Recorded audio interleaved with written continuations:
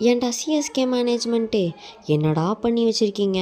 அட ஆமாங்க, social media ஃபுல்லாகவே 2 நாளாக ஜடேஜா பற்றி தான் பேசிகிட்டு இருக்காங்க.